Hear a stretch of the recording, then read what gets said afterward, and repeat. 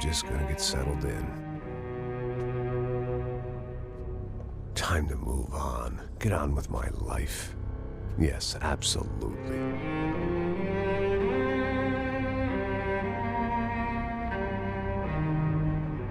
Now, like I said, it was a long time ago.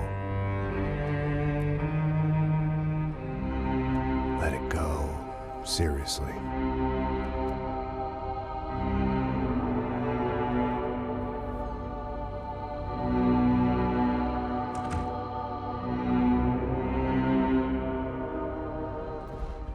Welcome back to the channel, folks, and back to the cold, depressing, snow-covered streets of New York City.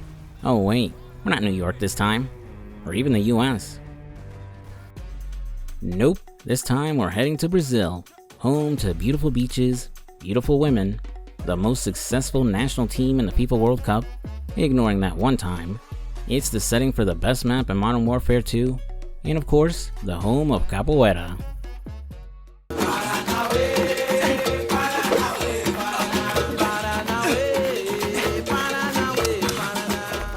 Our time in Brazil will be spent in Sao Paulo, a city where the sun burns hot, the rich live high above the chaos, and the poor get buried beneath it.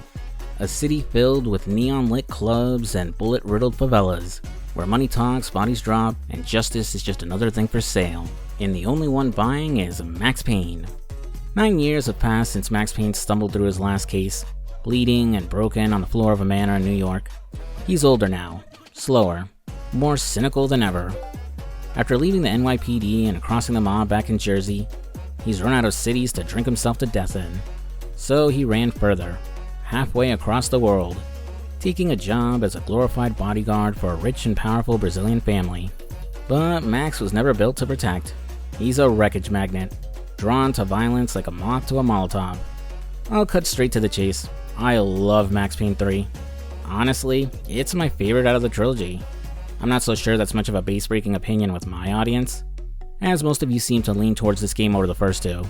But it's no secret Max Payne 3 split the fanbase hard. Some people pretend it doesn't exist, and say it goes against everything that made Max Payne, well, Max Payne. And I get that. The way Max Payne 2 ended, with Max finding some kind of peace about the death of his loved ones, and learning to forgive himself, it felt like a definitive end to his story. A third game in the series felt unnecessary, especially since Remedy Entertainment had sold the IP to Rockstar Games by this point. So without Sam Lake and the series creators having input in the game's development, I can understand why some fans dismissed the game completely, or why those who gave it a chance were still cautious. Whenever a series shifts tone or pivots in gameplay, there's always the risk of losing what made it special in the first place. Max Payne 3 trades detective noir for grungy action, comic panels for cinematic cutscenes, and a depressed and cynical Max for, well, an even more cynical and depressed Max. Admittedly, I didn't know anything about Remedy selling the IP to Rockstar when the game was announced, so I was hyped about its release. And when I played it, I absolutely loved everything about it. Even knowing what I know now and having a deeper understanding of the series themes, I still can't help but love Max Payne 3. Yes, the gameplay is more grounded and action-heavy. Yes, the setting is a massive departure from the cold, dirty streets of New York. But the soul of Max Payne, that's still here in my opinion. The bitterness, the regret, the self-loathing, it's all still baked into the story. Max Payne 3 tried to do for Max Payne what Resident Evil 4 did for its series, redefine itself. So let's dive into Max Payne 3, what made it so good when it launched, whether or not it was a worthy continuation, and finally why I think it still holds up 13 years later. Also, leave a like and comment down below. We're on the road to reaching 100k subs and earning that silver plaque this year. So if you're new to the channel, I'd love it if you subscribed. So I guess I'd become what they wanted me to be. A killer. Some rent-a-clown with a gun who puts holes in other bad guys. Well, that's what they had paid for, so in the end, that's what they got. Say what you want about Americans, but we understand capitalism. You buy yourself a product and you get what you pay for. And these chumps had paid for some angry gringo without the sensibilities to know right from wrong. Here I was, about to execute this poor bastard like some dime store angel of death. And I realized they were correct. I wouldn't know right from wrong if one of them was helping the poor and the other was banging my sister. Like its two predecessors, Max Payne 3 starts in media res, Max standing over the mangled body of some poor bastard, before flashing back as he explains the series of events that led him here. Max now works private security for the Branco family, one of the richest and most powerful families in Sao Paulo.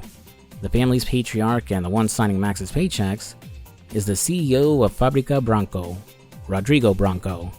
He's no saint, but Rodrigo uses some of his wealth to support local charities and try to help the less fortunate people of Sao Paulo, though it's not clear if his altruism is real or just another way to curate his public image, as Rodrigo does care about how he's perceived by others, which is why he has a trophy wife half his age, Fabiana.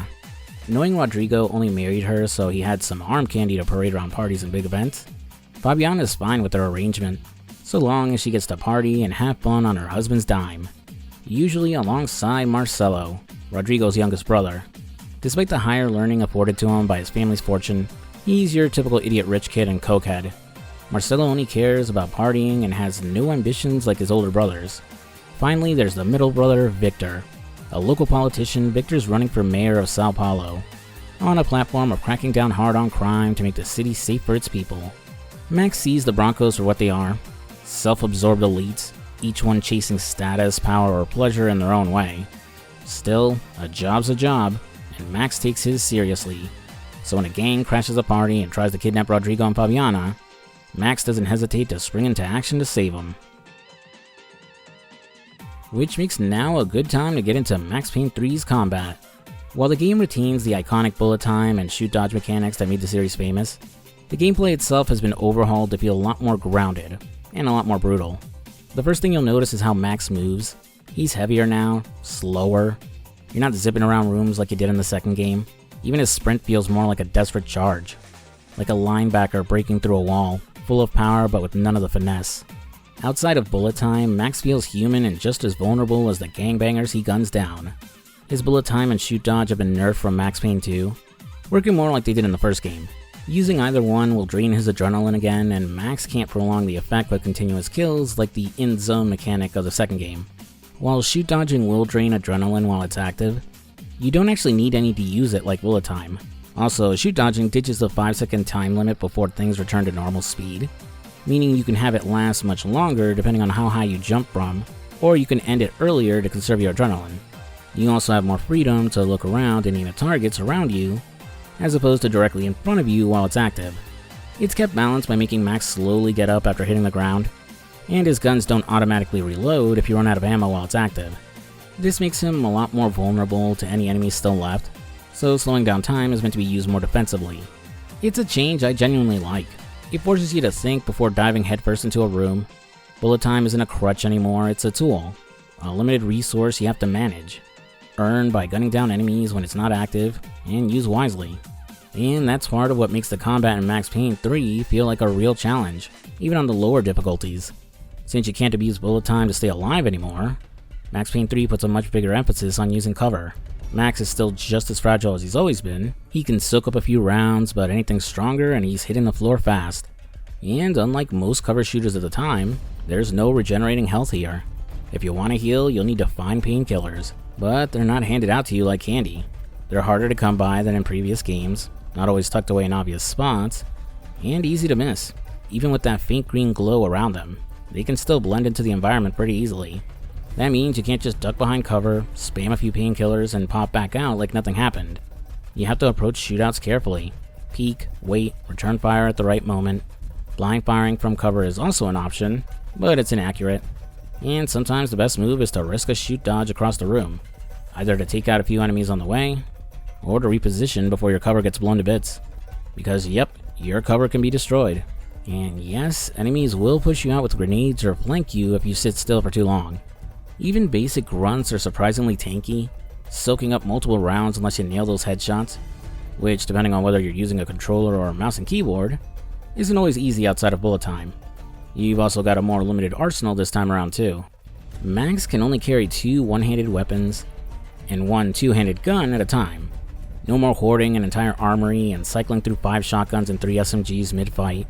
It's a streamlined loadout system that forces you to make choices.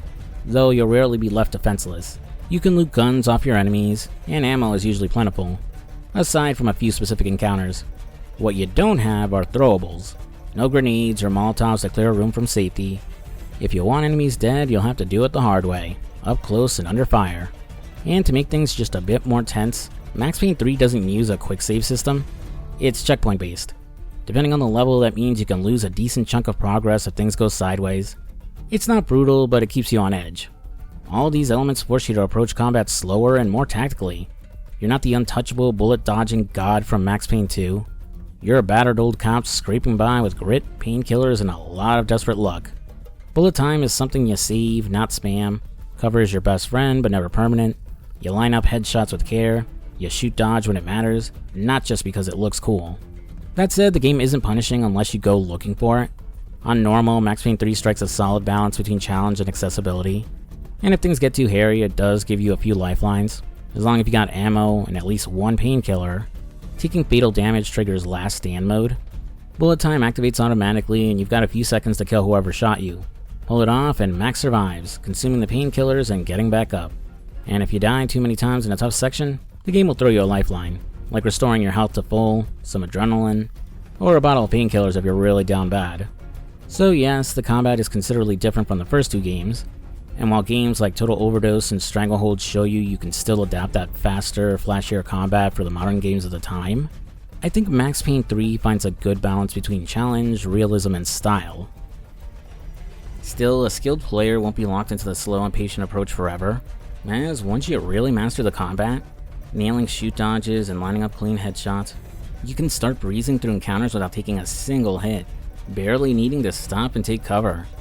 It's incredibly satisfying, letting you tap into that feeling of being a shoot-dodging god like in Max Payne 2.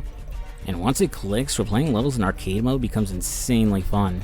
That said, the combat isn't without flaws. It heavily favors one-handed guns like pistols. They have minimal recoil, barely any spread, and are so accurate they're basically sniper pistols. Meanwhile, two-handed and fully automatic weapons come with heavier recoil and noticeable bullet spread, which normally wouldn't be a problem, as it's the expected trade-off. But since bullet time doesn't slow down your shots, the slower, more precise pistols end up outclassing the faster two-handed guns. Also, guns with laser sights are surprisingly tough to use. The recoil makes the laser jitter all over the place, making it almost impossible to aim reliably. Returning to the combat, it does still retain the slow-motion death scene when you clear out the last enemy in an encounter, which looks more like a Call of Duty kill cam now. That kill cam also subtly indicates you've hit the next checkpoint, and that it's now safe to loot enemies, search for painkillers, or look for collectibles in the immediate area. Oh yeah, guess I should knock that out before returning to the story. But Max Payne 3 has two sets of collectibles. First are clues, random items, documents, bodies, or strange details in the environment that help flesh out characters, expand on the story, and quietly hint that there's more going on than Max realizes. Then you've got golden gun pieces. These are scattered throughout levels, usually tucked away in out-of-sight corners. Collect all 3 pieces of a specific weapon, and it unlocks a gold-plated version that deals 10% more damage and holds more ammo. They don't break the game or anything, but that slight power boost and flashy gold finish make them worth hunting down. It might have been stupidity or drunkenness, or maybe both. But before I knew it, I was back taking insane risks, trying to save fallen women.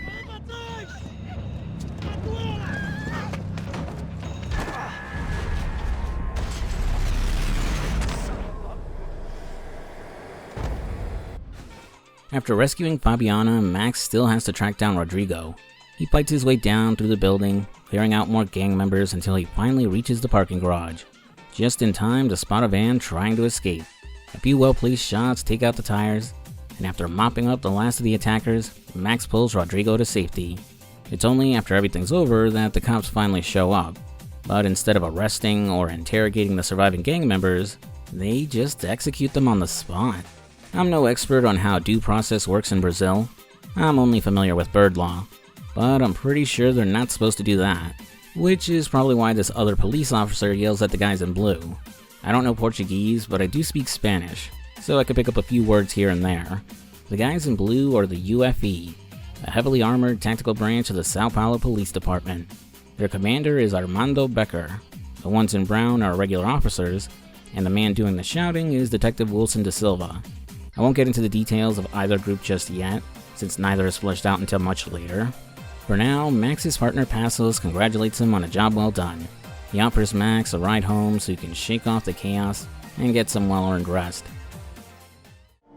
Back home, it was time for some R&R, the only way I knew how.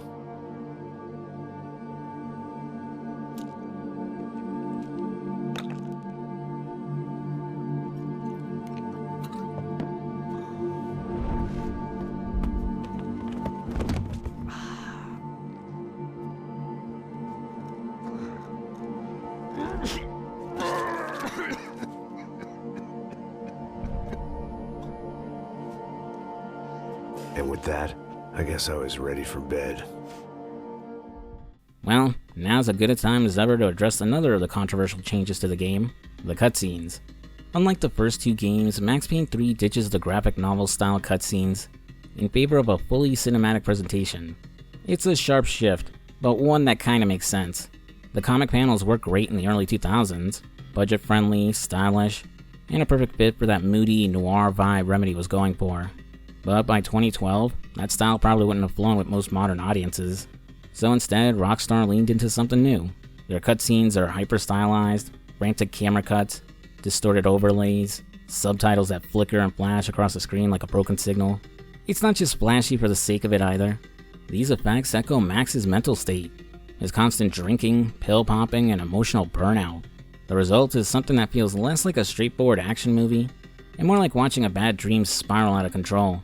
It's chaotic, disorienting, and exactly where Max's head is at. Honestly, I love what they do here with the cutscenes. And while I'm sure it's far from the only movie that's done this style, playing Max Payne 3 always reminds me of the 2004 movie, Man on Fire. The movie and game's tone are actually more similar than I realized, with Max's journey throughout the game resembling Denzel Washington's character in the movie, though their plots are much different from each other. Go watch Man on Fire if you've never seen it. The movie's a goddamn masterpiece. That said, while they don't bother me, I do agree with others that the cutscenes can get a little carried away with effects. It doesn't help that they can go on for a while, and couldn't be skipped on consoles since they were used to hide loading. So they can be nauseating if you have a sensitivity to flashing lights. Also, annoyingly, most of them still play out and can't be skipped in arcade mode on PC, which ruins the pacing of what's supposed to be a faster, score-focused game mode.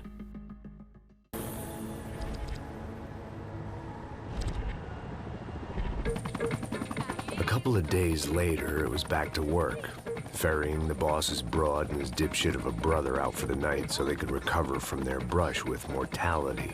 Then again, what did I expect? These were the kind of people who went to nightclubs in helicopters.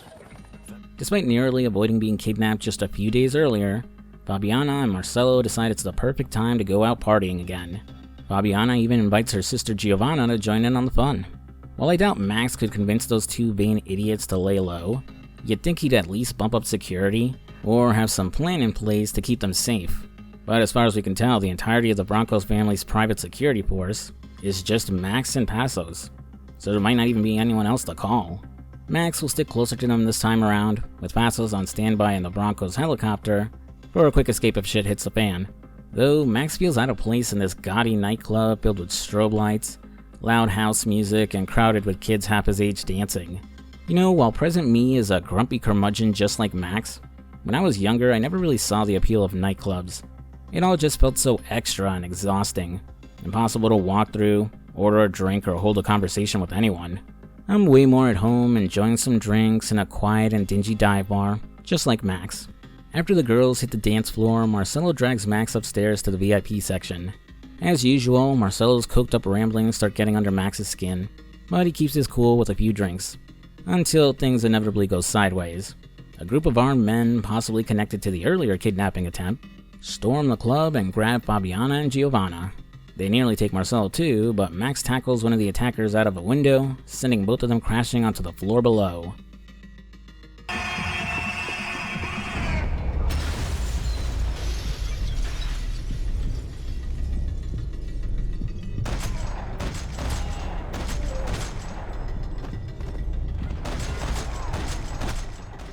Cue an intense, borderline seizure-inducing shootout throughout the nightclub, as Max carves a bloody path through the building looking for the girls.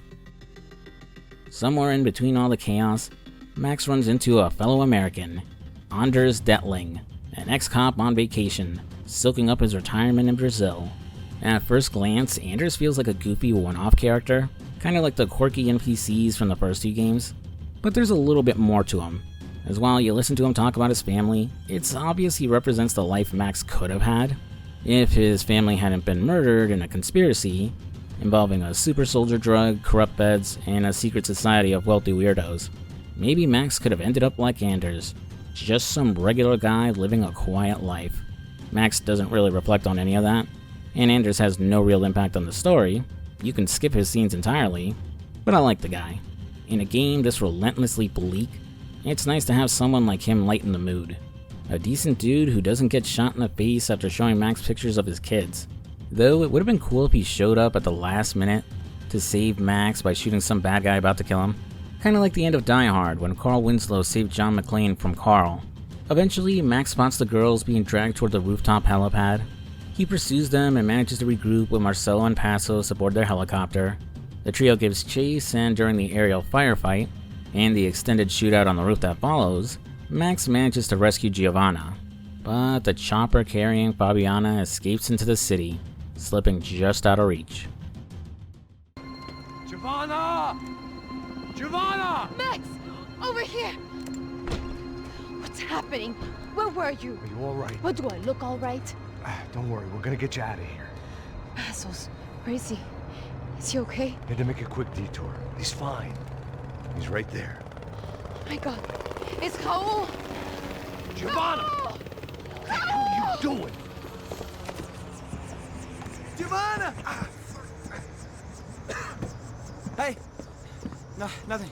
Go. Seems like I wasn't the only guy around here who had taken his eye off the ball. Are you okay? My weakness was the drink. Passos was the sister. Things were turning pretty ugly in this town. The boss's girl was gone, and part of me wished I was too. The following day, the Broncos receive a ransom note demanding $3 million for Fabiana's safe return. While Rodrigo has the money and is willing to pay the ransom, his brother Victor feels uneasy. He's not sure those responsible for taking Fabiana, a violent, drug-pushing gang known as Commando Sombra, will honor their word. Victor believes they might have bigger plans than just a simple ransom. Still, with no other options and Fabiana's life on the line, Rodrigo agrees to pay, sending Max and Passos to make the exchange. They'll meet with the gang at an empty soccer stadium, and there's an immediate red flag, as they didn't bring Fabiana with them. Come on, Max, you don't hand over the money until you establish the hostages alive and with them.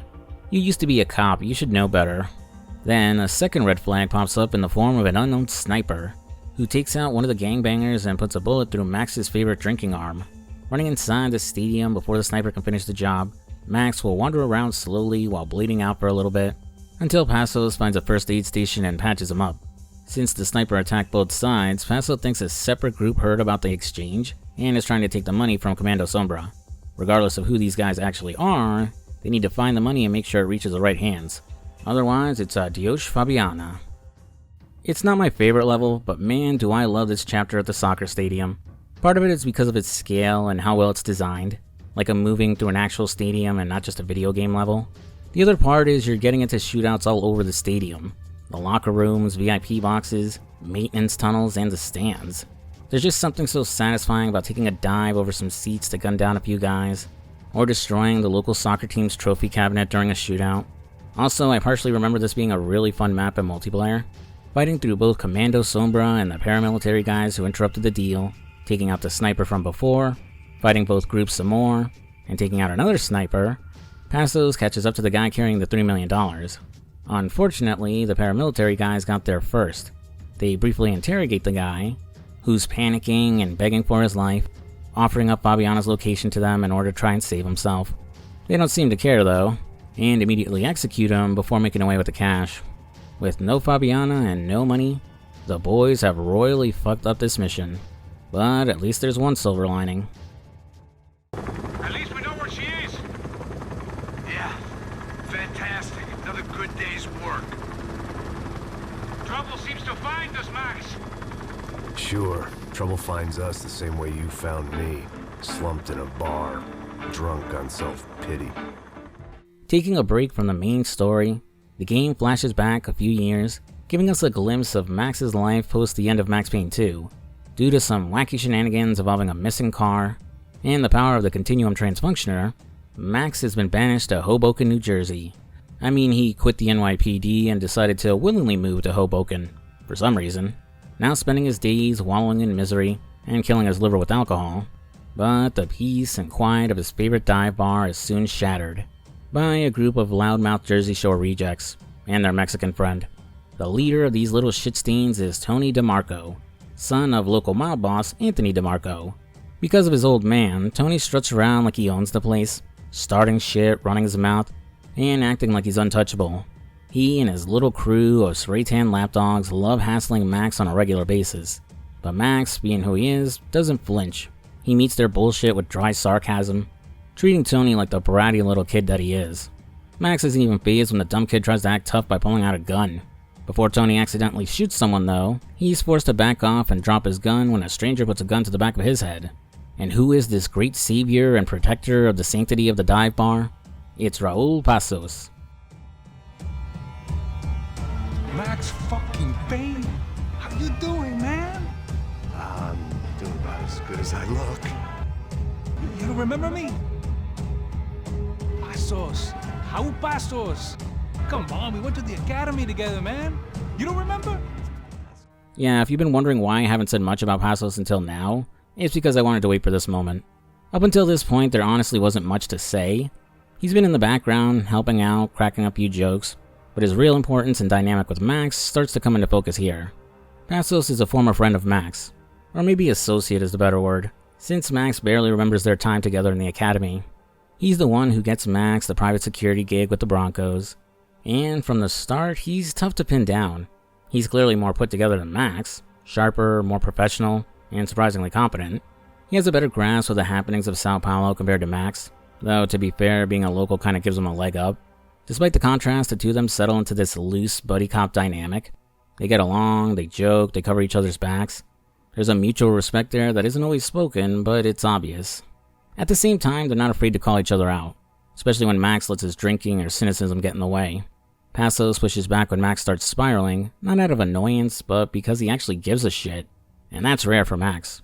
Despite the friendly relationships he had in previous games with Vinny Gognitti, Vlad, and to some extent Mona Sachs, Passos feels like a real friend to Max. Someone who actually tries to help him, not use him. And in return, Max lets his guard down just a little. Passos is one of the only few people in this game who can get Max to actually listen to him. Though it did take them a while to get there, as Max had zero interest in the security job Passos was offering at first. He just humored him, the pair getting shit-faced and goofing around with the random girl who was in the bar. Max didn't consider the job as a real option until later that night, when his hand was forced, and that little shit Tony DeMarco came back with his cronies looking for trouble. I don't like tell me to fuck off. Well, good for you. Now fuck off! Don't stare at me, whore. Fuck you, asshole. No dick asshole. What'd you say? You heard me. I'm not frightened of you, you spray-tan Guido douche. Girl sure had balls. I had to give her that. Oh, shit! I don't know why I did it. I guess I never liked seeing girls get hit. But from that moment, I was dead in that town. I love Chapter 4, as this flashback set in Jersey perfectly captures the tone and setting of the first two games. It could have easily worked as its own story. Max at war with the Jersey mob because he let his temper, and the alcohol in his system, cloud his judgment, causing him to impulsively shoot and kill Tony. It reinforces one of the core themes of the series, that Max is often his own worst enemy, and no matter how much he tries to justify his actions, he's not always in the right. In a way, it feels like the perfect bridge between the old and new. A grounded, familiar conflict that still has Max's trademark inner turmoil, but one that could have served as a half step before launching into the radically different setting of Max Payne 3. That said, I can see why the devs didn't make it the main focus. A full game set in Jersey with Max clashing with mobsters again might have felt like a retread, like Rockstar was just rehashing what Remedy already did. So this chapter, and later Chapter 8, feel like a compromise, a way to honor the old games without getting stuck in their shadow. Max and Passos managed to survive the first wave of mobsters, and they retreat to Max's apartment to catch their breath and figure out their next move. With every wise guy in Jersey now gunning for Max, Passos tells them it's a perfect time to disappear. Start fresh, take that security job in Sao Paulo, and finally leave his life behind. But Max isn't convinced. Things might be messy now, but if he just lays low long enough, the heat will die down and the mob will move on, right? That plan falls apart almost immediately, as Anthony DeMarco shows up outside with an army of goons, looking to settle the score for his son. With no time to think and nowhere to hide, Max is forced to make a run for it, his story nearly ending right then and there, if not for the unexpected help of his lunatic neighbor, Brewer. Hey, you fucking dick!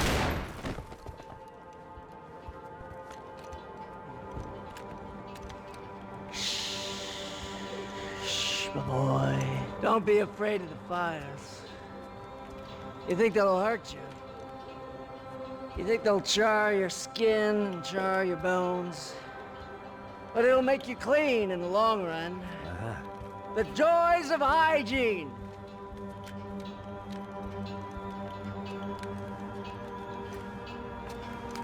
Come to me, you sinners, you evil men! You were born in filth and squalor, but today you will be cleansed. Cleansed in fire! For a character with only a minute of screen time, Brewer knows how to make an impression. If you haven't played the first two games, this moment might feel out of place or just plain weird. He's not a returning character or someone with any real history with Max, but longtime fans will recognize the role he plays, the wacky one-off NPC that occasionally pops up in the series, like the shotgun-toting granny or the ex-cop hobo in Max Payne 2. He's part of that strange, darkly funny DNA the series is known for. If you go in Brewer's room, you can even catch an episode of the adventures of Captain Baseball Bat Boy. And that episode, oddly enough, even manages to foreshadow events that'll play out later in the story.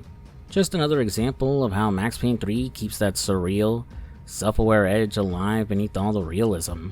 It only really does it in these flashback chapters, but it works, and avoids the potential tonal whiplash if these weird moments popped up during the main story in Brazil.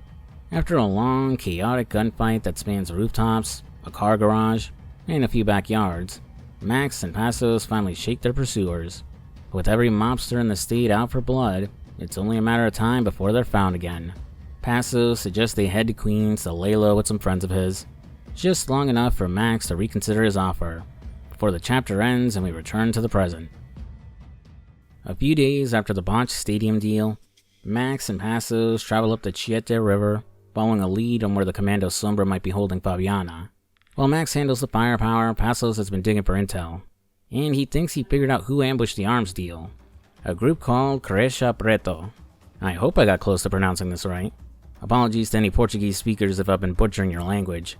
I've been trying my best to use the right pronunciations, but since I'm a native Spanish speaker, my brain just always defaults to reading the words like their Spanish equivalent. The Caixa Preto claim to be a vigilante task force, dedicating to cleansing Sao Paulo of gangs and criminals using lethal force.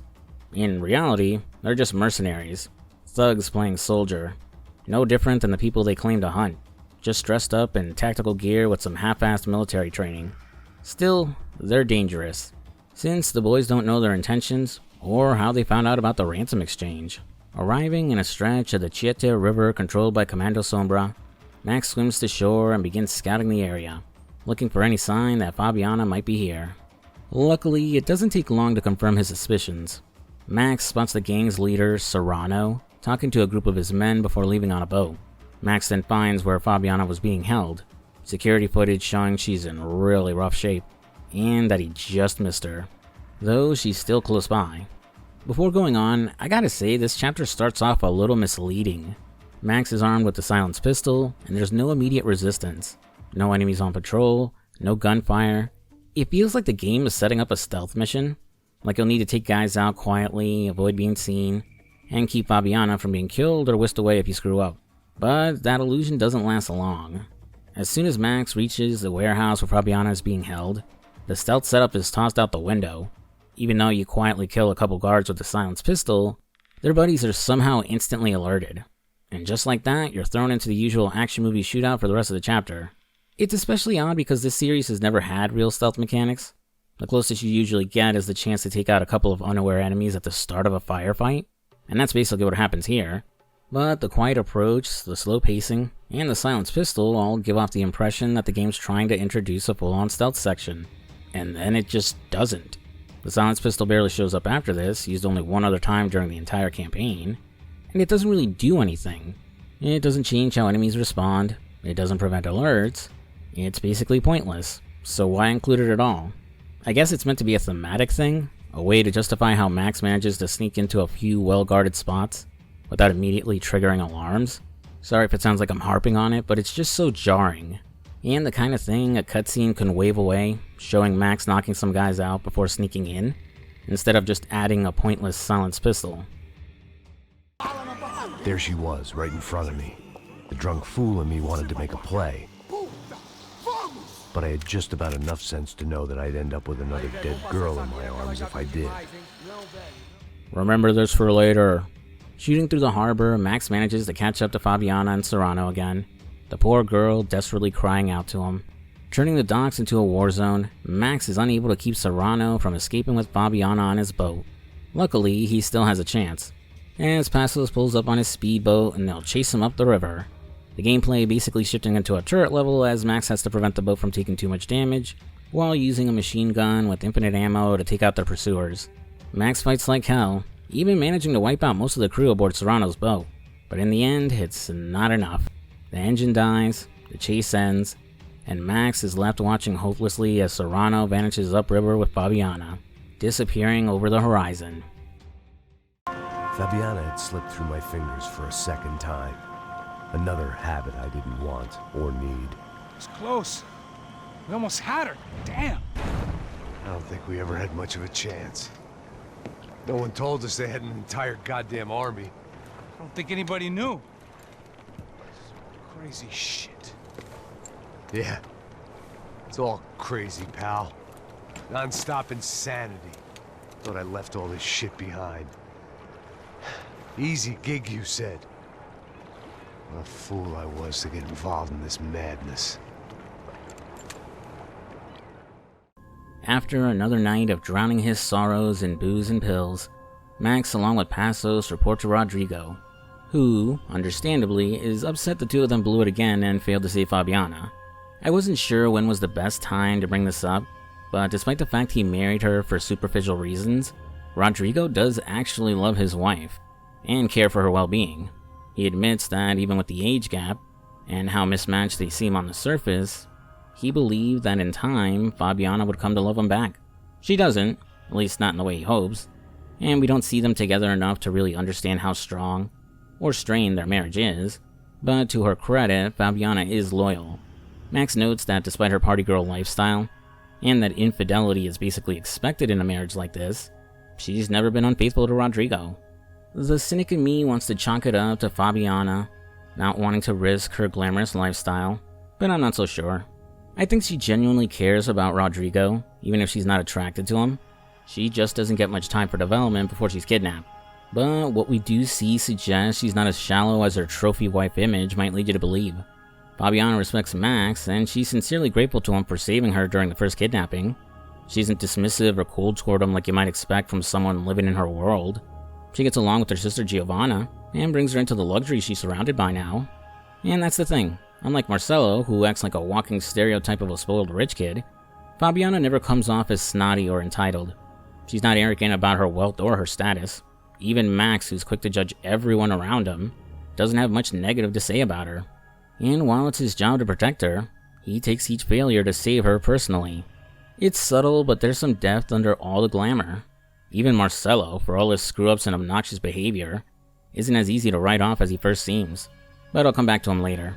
Along with the three Bronco brothers, the head of the UFE, Armando Becker, is also present. He and Victor do their best to reassure Rodrigo that they'll get Fabiana back, if he follows their advice. What he means is vague, but before he takes his leave with Victor, Marcelo, and Passos, Becker says something to Rodrigo in Portuguese.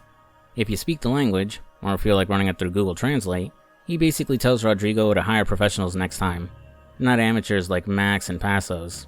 Rodrigo, to his credit, sees right through him. He knows Becker's just another crooked cop fishing for a payout. and he doubts the UFB would do any better than the men he already hired.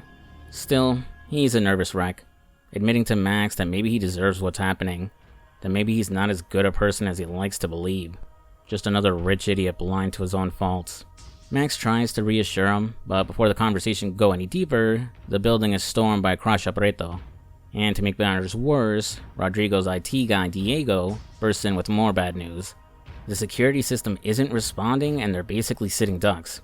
He can't reset it from Rodrigo's office either, so he'll need to get to the server room and reboot it manually. Too bad there's an army of mercs between Diego and the servers, so it's up to Max to keep him safe and gun down any Crash Preto in his way. Thankfully, this isn't an annoying escort mission, as Diego hides during every shootout.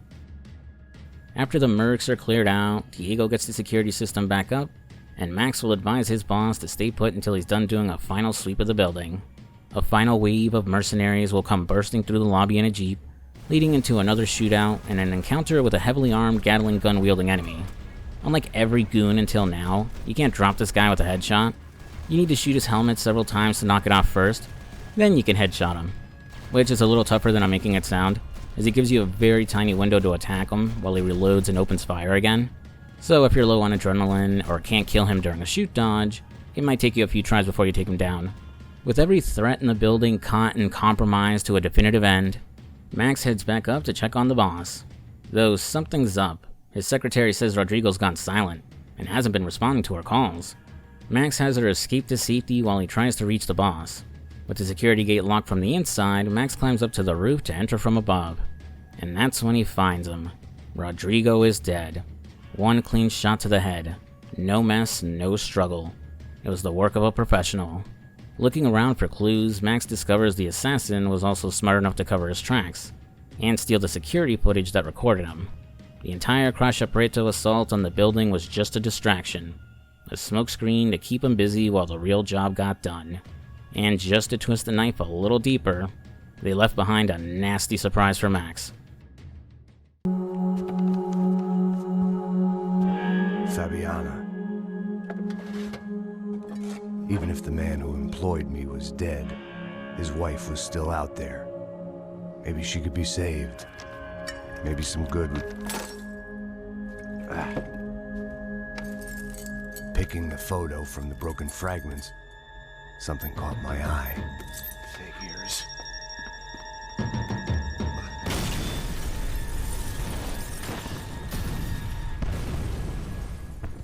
When Max comes to, the entire building is consumed by fire.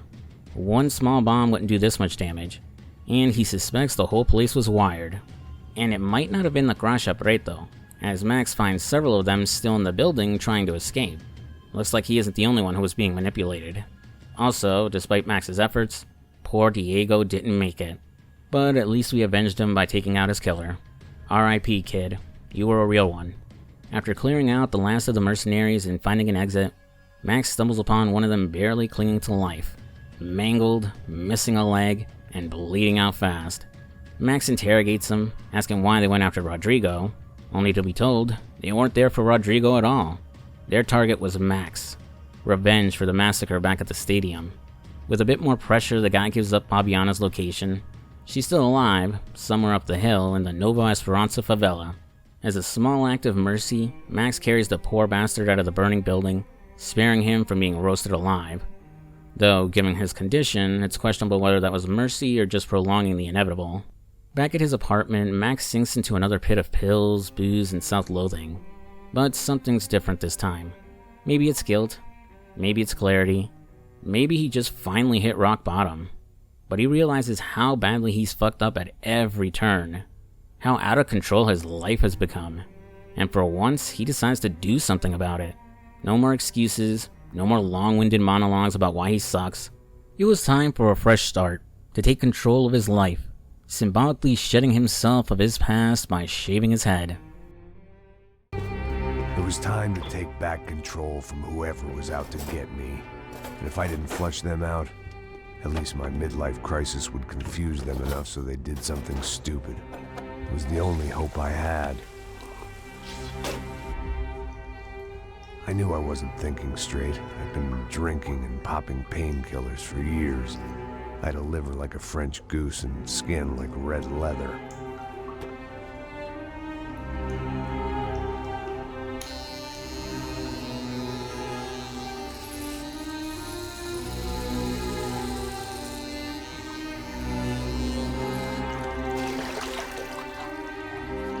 Well, it wasn't perfect. In fact, it wasn't much good at all, but it was gonna have to do. At least I was facing in the right direction.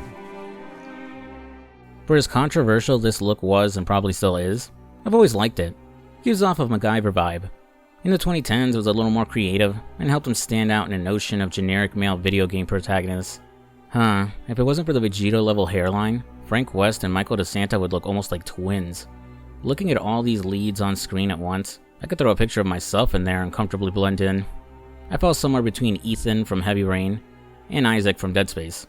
Maybe I should consider a new look. Show off my passion for gaming by wearing a Zelda shirt and pairing it with some nice cargo shorts. Or maybe tech wear. That shit is stylish. Sorry, I lost my train of thought there for a moment. But yeah, shaved head and bearded Max Payne wearing a Hawaiian shirt is a good look. Though it does feel generic now in the 2020s since the look is so common. As Max starts his search for Fabiana, he gives the surviving Bronco brothers a call, letting them know he's still alive, that he's in the Nova Esperanza favela, and apologizing for not saving Rodrigo. Okay, so I completely misremembered this opening section in the favela and how it played out.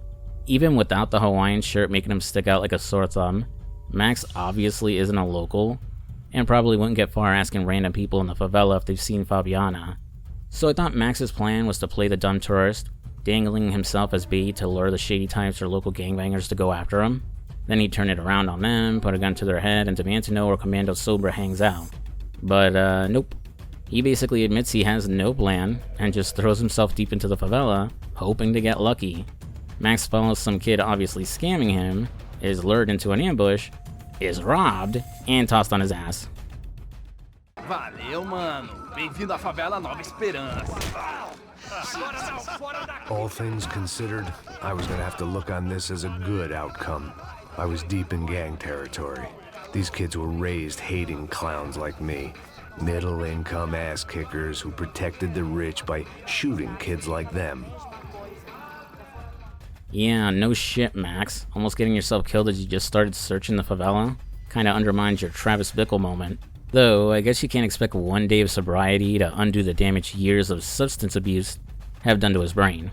Wandering around for a while, Max bumps into the ex-cop he met back at the nightclub, Anders. To keep himself busy during his retirement, he's been working with a charity group to help the kids of the favela get inoculated. And here I thought he was just another dumb American tourist on vacation. You're a good man, Anders Detling. He also hasn't seen Fabiana or know anything about her whereabouts. Cool. So Max stumbles through his search for a little longer, until he reaches the local strip club / brothel. This place isn't glamorous, but it's not the worst strip club I've seen. Still meandering, Max finally catches a break when he bumps into Wilson De Silva, the straight-laced detective we saw back in Chapter 1. Though this is technically Max's first meeting with him, De Silva has been doing a lot of detective work, investigating Commando Sombra, Cruz Preto, and the Broncos. He asks Max if he's ever seen this guy with the sweet stash, Neves, the leader of Cruz Preto, or his right-hand man, the Brazilian Sandor Clegane, Milo Rego. Max didn't interact with them at the stadium, but we saw them watching Max and Passo's escape at the end of the chapter. De Silva goes on to say there might be some connection with the militia group and Victor Bronco, as he assisted his brother Rodrigo by clearing out some villages on a piece of land he wanted to develop on. Looks like despite his acts of charity, Rodrigo wasn't exactly a squeaky clean guy. Before taking his leave, De Silva does Max a solid, giving him a gun so he can defend himself, and pointing him up the hill towards Fabiana's location. Max isn't sure how to process what he's just learned, or if he should trust De Silva, but before he can get a lap dance to calm his nerves, some locals start hassling him, so it's blasting time. After lighting up the club, the chaos continues outside, Max attracting the attention of every street punk and gangbanger in the area. As Max cuts a bloody path up the hill, he'll get payback on the guys who robbed him, and do his civic duty to get drugs off the streets, by blowing up a drug lab. Sure hope that fire doesn't spread to the neighboring homes. After all the violence and bloodshed, Max finally finds Fabiana. And strangely, Giovanna and Marcelo are there too. Unfortunately, despite everything he put himself through to rescue her, Max doesn't save the girl. I wasn't expecting quite so many armed goons, but there was no backing out now. I would just have to act harder than I felt. Put the guns down! Let the girls go. No one needs to die, asshole. Tomar no cu, seu gringo de merda! Vou matar sim! Don't you kill her! Don't you! Ok.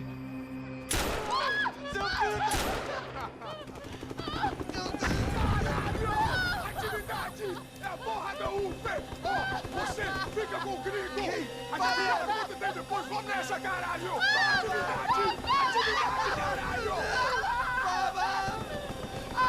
Seu filho da puta! Here I was again, with all hell breaking loose around me, standing over another dead girl I had been trying to protect. Oof. Poor Fabiana. After surviving the hell of being kidnapped, beaten, and abused, almost being saved once already, and then just when it seems like there might be one last chance, Serrano kills her. No buildup, no drama, just out of pure pettiness, and despite Max. It's heartbreakingly brutal. Her death hit me hard the first time I played Max Payne 3. It's not the first story I've seen where the hero fails to save the girl, but something about this one stings more. Saving Fabiana was what pushed Max to get his shit together. It gave him purpose. It forced him to confront his addiction, and finally stop burying his pain in Boozum Hills. He wanted to change, but it wasn't enough. While it's impossible to say what the right approach would have been, with Marcelo and Giovanna captive too, and angry Serrano waving a gun at them, Max gambled on running in to save them and lost. Even if no one blamed him, Max could never forgive himself. As all hell breaks loose in the present, the next chapter takes us back a few months. Max in Passos in a cemetery in Jersey. Max has agreed to take the private security job, but wanted to visit the grave of his wife and daughter one last time before leaving the country. Unfortunately, his quiet moment is interrupted by a couple of wise guys. The Jersey mob have found him. Cue an awesome shootout in the snow-covered cemetery. Random, but I forgot Max Payne 3 only came out a year before GTA 5.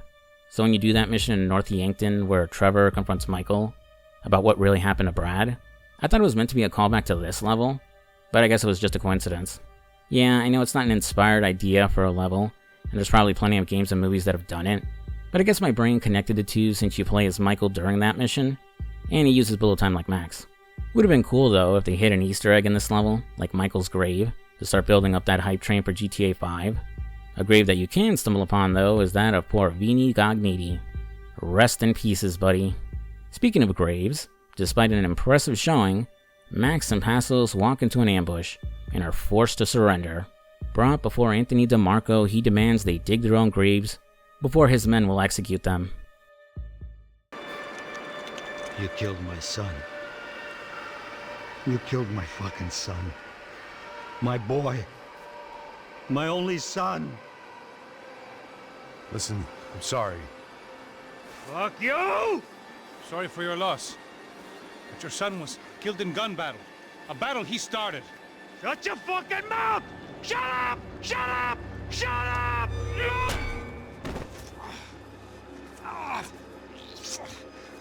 Fuck you! You killed my son! You fucking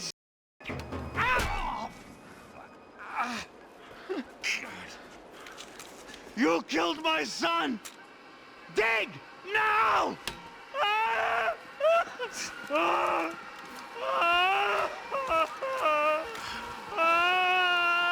I have to admit, I almost felt bad for the guy. Dig. Sure, he had lived a bad life, but I, of all people, knew that living with this grief would be payment enough for any sins. I kinda agree with Max. The old man genuinely sounds anguished about the death of his son. Kudos to his voice actor Ray Iannicelli. If he wasn't the bad guy, and his son wasn't a piece of shit, who fucked around and found out, I'd probably side with him over Max. Wonder how this story could have ended if they made the Jersey stuff its own game or DLC. Anyways, once the old man leaves to grieve, Max and Passos outsmart the guards and get into a final shootout with the remaining mobsters in a church. Passos will call up some buddies to help get them out of Jersey, and the game returns to the present. After reflecting on his failure to save Fabiana, Max pulls the old look over there trick to disarm and knock out the lone guy holding him at gunpoint. Stepping outside, the favela has become a war zone. The UFB are conducting a massive scale raid through the streets, arresting or killing anyone they encounter, regardless if they're criminals or civilians. He has to move fast to find Marcelo and Giovanna before they're killed in the crossfire. As Max gets in the usual shootouts and navigates the chaos, he discovers the UFB making a deal with Milo Rego and the Croce Preto. Not everyone they arrested would be heading to jail. Instead, some were being sold to the paramilitaries. Unsure of what Croce Preto's intentions are, Max follows Burnt Face to learn what they've been up to, and maybe find Marcelo and Giovanna, which he does. Unfortunately, Max fails to save another member of the Bronco family. Here was Giovanna and Marcelo. What the hell were they about to do to him? Marcelo!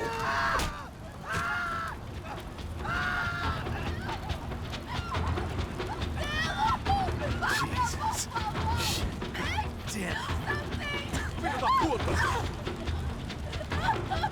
Você tá fudido, gringo! You bastard.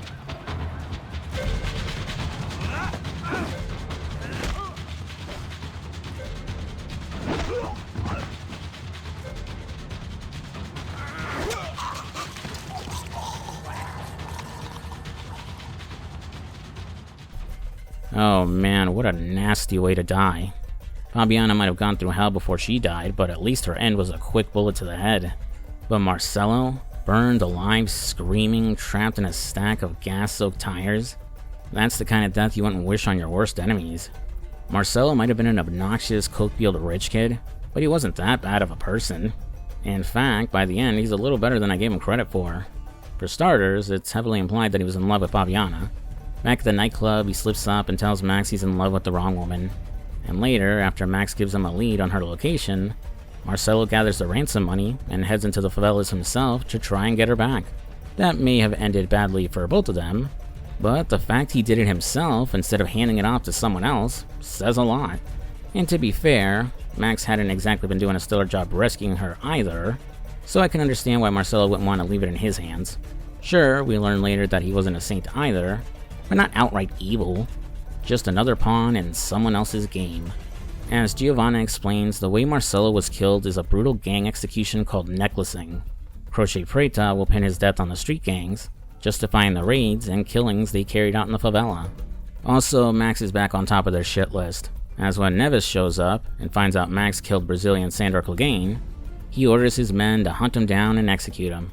And if things couldn't get any worse for Max Payne today, he and Giovanna spend hours waiting in shit and sewage water till the coast is clear to move. By morning, when they reach a bus depot, Giovanna calls Passos for help. He tells them to sit tight and find somewhere safe to hide at the depot till he can reach them. He might be 0-3 so far when it comes to saving people he's supposed to protect, but Max is determined to keep Giovanna alive. More so when she reveals she's pregnant with Passos' baby. Ah shit, here comes trouble. Hey dipshits, mind if I hang out?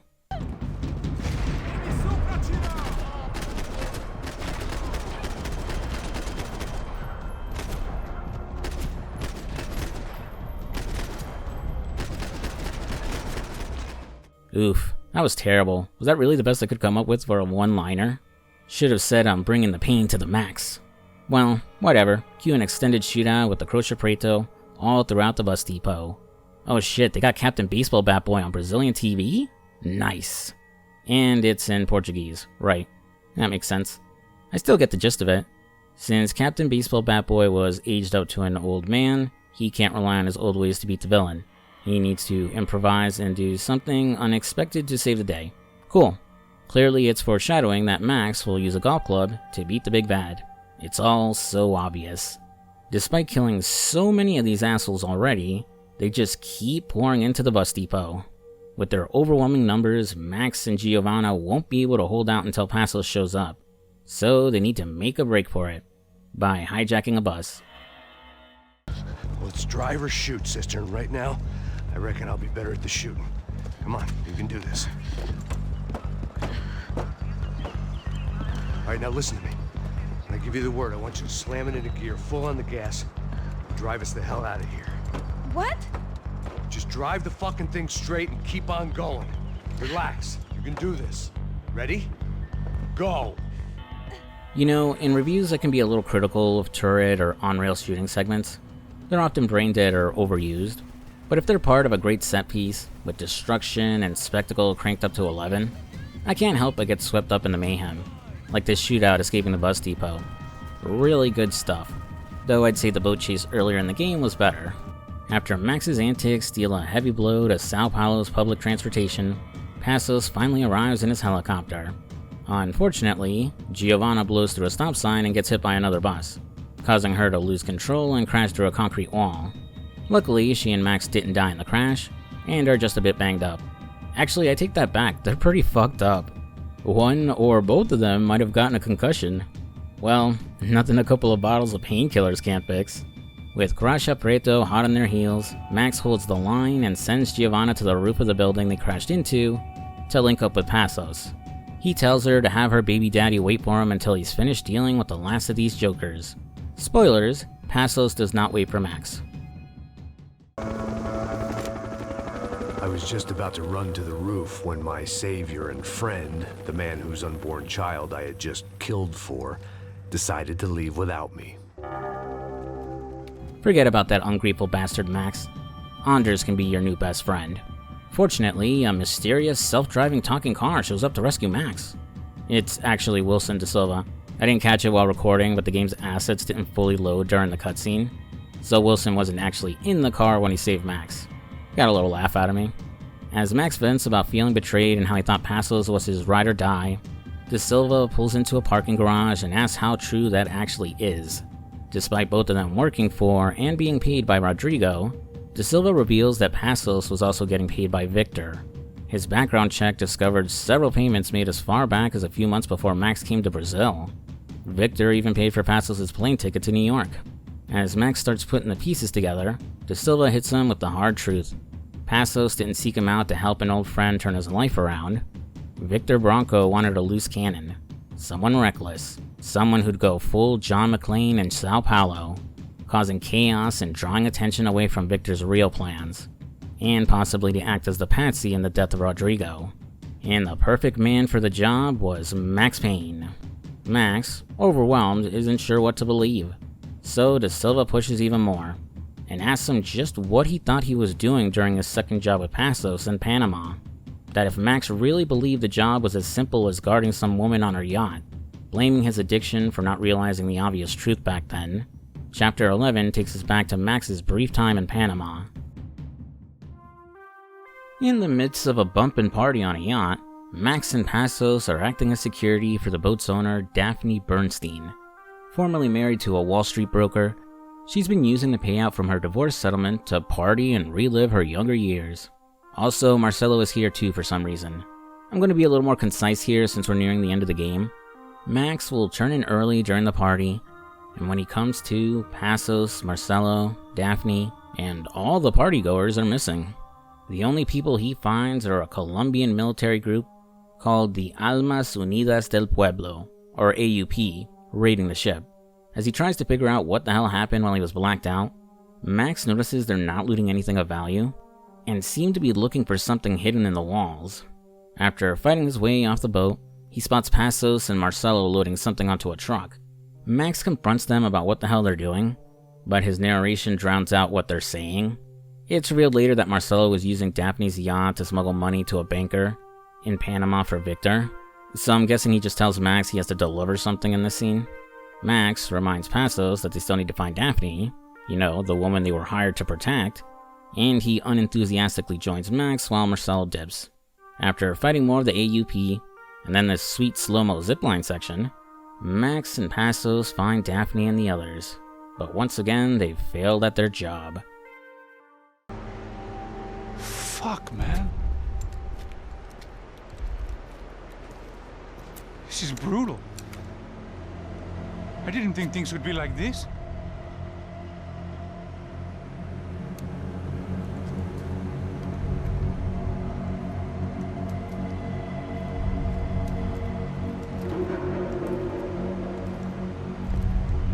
I should have jumped in that goddamn canal myself and swum my way back to New York.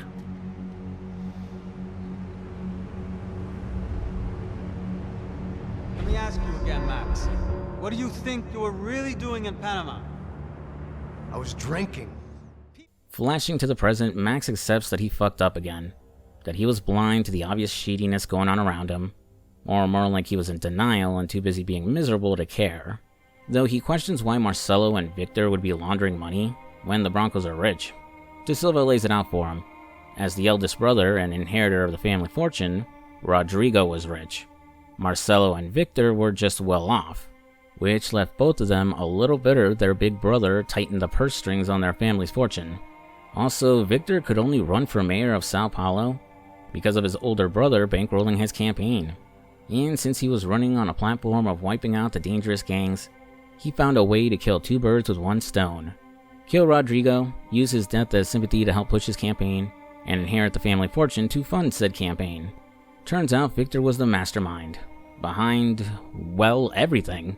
Hiring Max, the initial kidnapping attempt in Chapter 1, Fabiana's abduction, sending Croce Preto to the stadium to steal a $3 million ransom, having Rodrigo assassinated, and Fabrica Branco blown up to destroy any evidence or potential witnesses. It was all his plan, which is why Victor was caught off guard to hear Max had survived.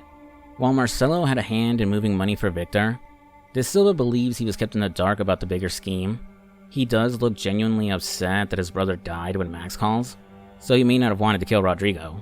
Either way, Marcelo was still a disposable pawn for Victor, which is why he had the Croce Preto kill him, and to get himself even more sympathy points with the voters. There's still more going on, but I'll get to it later. So what about Passos? Honestly, his role in all this was minimal. He's not a bad guy, just a weak one. A lousy cop whose loyalty could be bought. Like Marcelo, he didn't know the full extent of Victor's plans. His main job was to find Max and reel him in as the perfect fall guy. And as for the whole we went to the academy story together, total lie. The reason Max didn't remember Passos wasn't because years of alcohol abuse killed his brain cells. It's because they never knew each other. Passos wasn't an old friend. He gaslit Max into thinking they had a history to earn his trust. Everything I said about him being a true friend who wanted Max to better himself was a lie. Well, partially. I'll get to that later. Max is unable to fully process everything he's just learned, so De Silva gives him a mission to help clear his head and maybe do a little good. Remember that bus of people the UFE handed over to Croce Preto? De Silva's heard reports of busloads of people being escorted by armed guards into an abandoned construction site and never coming back out. Since he doesn't have plot armor, he asks Max to check it out and see what he can find. I love the little bit of irony here. After learning he's been manipulated for the entire game, Max still lets De Silva manipulate him into doing his dirty work, even if it is for the right reasons.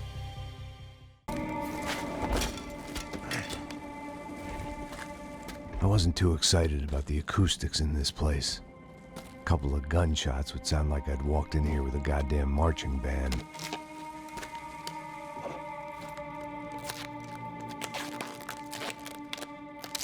It wasn't pretty, but I guess none of what was about to happen was gonna be. Max makes his way up the crumbling hotel, getting into the usual shootout to Croce Preto along the way. During the climb, he learns that Passos is now on their hit list too. Looks like he's outlived his usefulness. Adding another twist, we find out Passos isn't even Brazilian, he's Colombian. It's a nice little detail, and actually an early hint that he hasn't been entirely honest with Max. Assuming you're a native Brazilian Portuguese speaker, who picks up on the accent anyway. Continuing through the hotel, Max finds the people who were arrested by the UFE and handed off to Croce Preto. They've been beaten, starved, and several of them are missing some body parts, but still alive. Telling everyone to escape, Max finds Serrano too, now a shell of his former self after being tortured by the militants. Serrano looks so pathetic, Max would rather leave him to his personal nightmare than kill him in revenge for Fabiana, a more fitting punishment.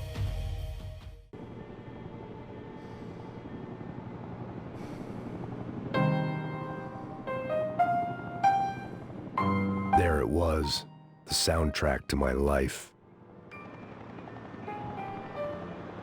And, for a few seconds, came harmony.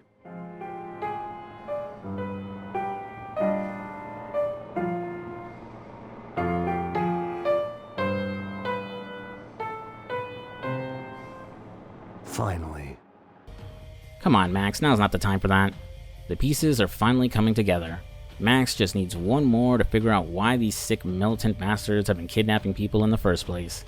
And he finds it in a kitchen turned makeshift operating room. A doctor inside has been harvesting and selling organs. This is the source of the money that Victor wanted Marcelo to launder for him in Panama. As if the guy wasn't evil enough. Even Serrano is disgusted when he stumbles onto the scene, screaming at the cowardly doctor that's begging for his life. Though he could be pissed to find out this is what they had planned for him. Either way, Max is all too happy to let Serrano take care of the cowardly bastard. He's got more pressing matters.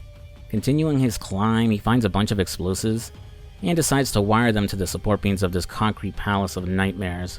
Before he's ready to bring it all down, he's still got one last piece of business, taking out Cruz Preto's leader, Neves.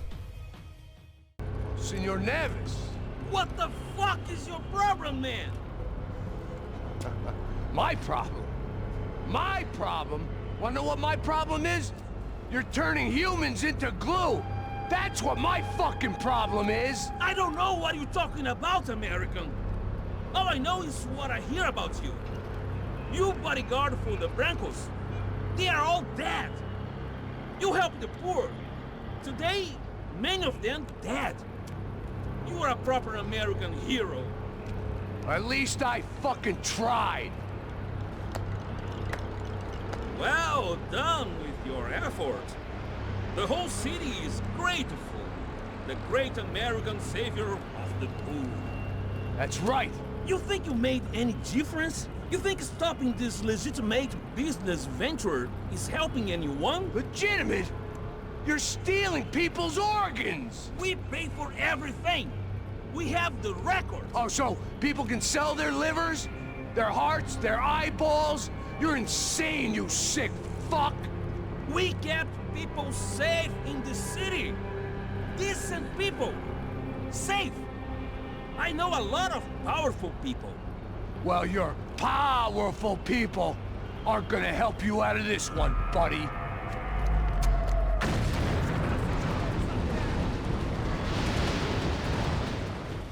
Man, I sure hope everyone who was kidnapped made it out in time. Also, credit to the developers for tying that crumbling building into the gameplay. The constant rumbling can knock Max off balance and throw off his aim, making shootouts even more dangerous if you're not careful. Also, I never knew this, but if you fuck around too much, you'll get a non-standard game over when the building fully collapses. After Max kills just about everyone, his luck finally runs out when he falls on his ass and is at Neves' mercy. Thankfully, Neves decides to monologue first, instead of just killing Max, leaving him open to get headshot by Passos. Well, thanks for coming back. Better late than never, asshole. The following day, Giovanna and Passos prepare to leave the country, planning to lay low somewhere safe. They were thinking El Salvador, since Passos loves Pollo Campero. Also, Giovanna has family there. So do I, actually. Shout out to any Salvies watching. Max apologizes for not being able to save her sister, but Giovanna doesn't blame him. At least he tried.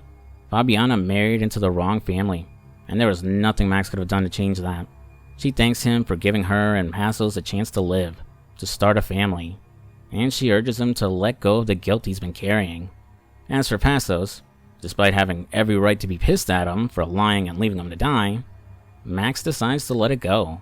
He understands that Passos was just as blind to what Victor was really up to, and unlike Max, he had more to lose if things went wrong. Max knows all too well what losing your family does to a man.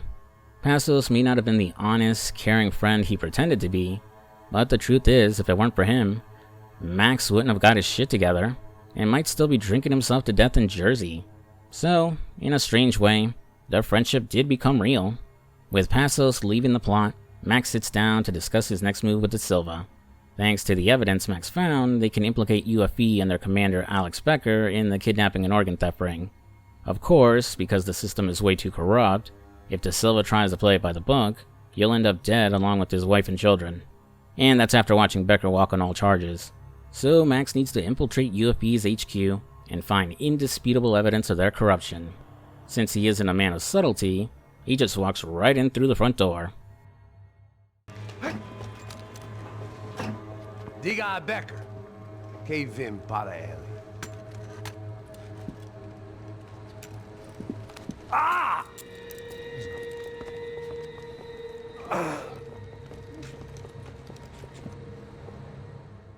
Admittedly, walking straight into UFE headquarters sounded like a terrible idea, but with so many people seeing Max arrive, plus security cameras catching it on tape, the UFE couldn't outright kill him. They had to at least pretend to follow procedure and book him first. It helps that De Silva did something to free the inmates in the police station, and incite a riot to keep the UFE occupied while Max got to work looking for evidence. Of course, since they don't know Max is on their side, he has to fight both the prisoners and the UFE during all the chaos. He does get to blow up a tank with a rocket launcher though, so that's pretty sweet. In between shootouts, Max finds a check to Becker from the doctor who was harvesting organs. He also discovers that the UFE have been looking into De Silva, and that these crooked cops had orders to arrest Max in Passos. Passos made the right choice getting out while he did. Then finally, Max finds the smoking gun he needs. The missing security footage from Rodrigo's office. Becker was smart enough to know Victor might get rid of him too, so he held on to the footage as leverage to protect himself, and probably blackmail Victor somewhere down the line. Taking a look at the footage, it's revealed that Rodrigo's assassin was Bachmeier, Becker's right-hand man, who we briefly saw back in the favelas. Max gets the chance to avenge his boss when he runs into Bachmeier soon after. Hey! You Americans love to interfere in things you do not understand. Oh, I understand plenty, asshole. How stupid can one man be? I'm not sure if this technically qualifies as a boss fight, but the shootout with Bachmeier is definitely a unique encounter. Because of his cover and the fact that you don't have any throwables, you can't actually hit him directly, at least not at first. Instead, you have to get creative. Shoot the lights and ceiling tiles above him, then target the exposed ventilation so it crashes down and forces him out of cover, giving you a shot to take him down. I really wish the game leaned into this kind of environmental strategy more often. Outside of this moment, your only chances to use the environment are pretty limited, like shooting flammable tanks to trigger explosions, or that one-off moment in the bus depot where you can crush a guy by dropping a bus on him. With Bachmeier out of the picture, that only left his boss Alex Becker to take care of. Becker!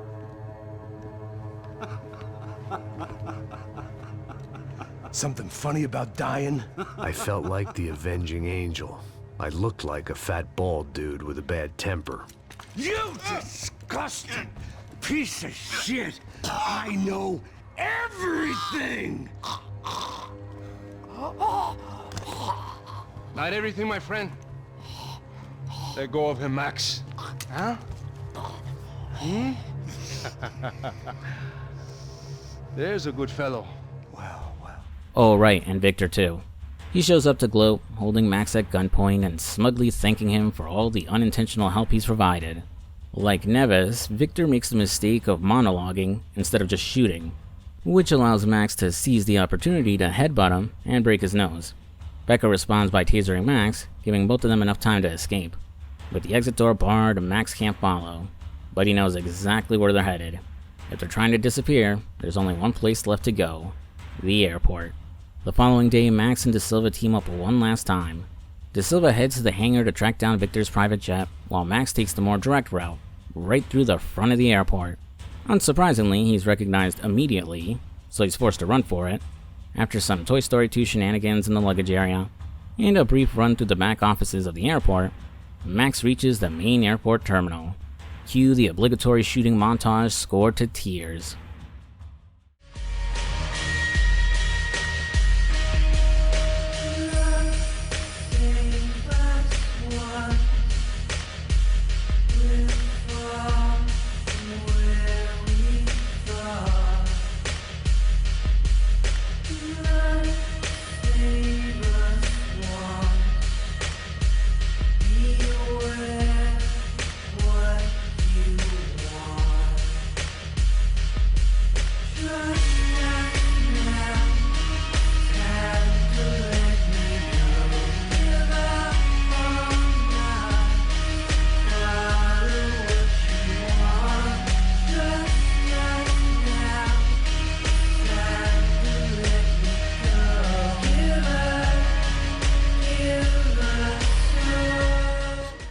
The mission was screaming suicide, but I didn't give a damn. At least I'd die being a pain in the ass.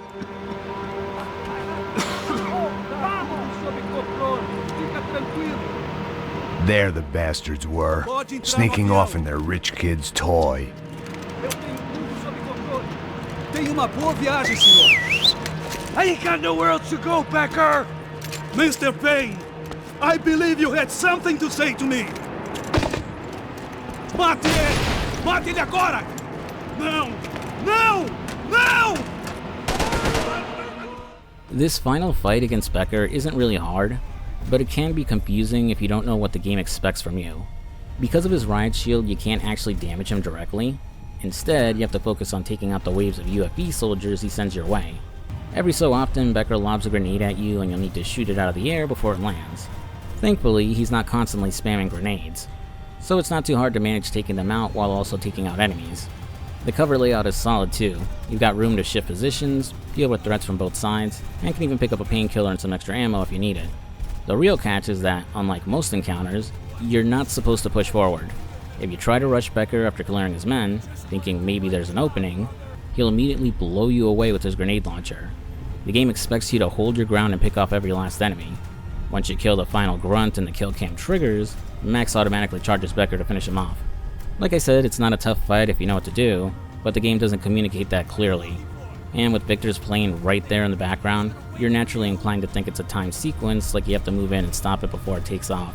At the very least, the way Max finishes off Becker is glorious, shooting the bastard's grenade just as he fires it, causing it to blow up in his face, badly mangling him and blowing off his arm. Turns out Becker was the poor bastard Max was standing over at the beginning of the game. After deciding whether or not to put him out of his misery, De Silva comes rolling up to get Max, and the two of them chase after Victor's plane. Outrunning the UFV troops trying to slow them down, Max takes out the plane with some well-placed grenades. Wait, Max! No! Stop! Max! We have what we need on him now. Let him enjoy a trial and a spell in prison. Let him suffer. Trust me.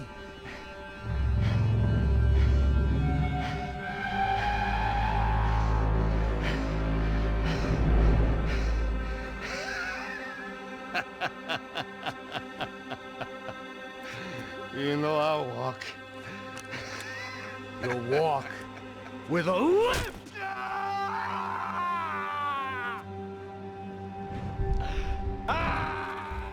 A week later, Max is sitting at a quiet beach in Bahia. True to his word, he's still sober, just sipping a soda while watching the news roll in. Thanks to his efforts exposing the UFV's involvement in the organ harvesting ring, the unit has been disbanded and is now under internal investigation. As for Victor, he was found hanged in his jail cell while awaiting trial. Whether he took the coward's way out or someone connected to the victims got to him, the game leaves it ambiguous. Max pays his tab and silently walks down the beach, staring off into the sunset. For the first time in a long time, the chaos is behind him. He's earned himself a well-deserved break.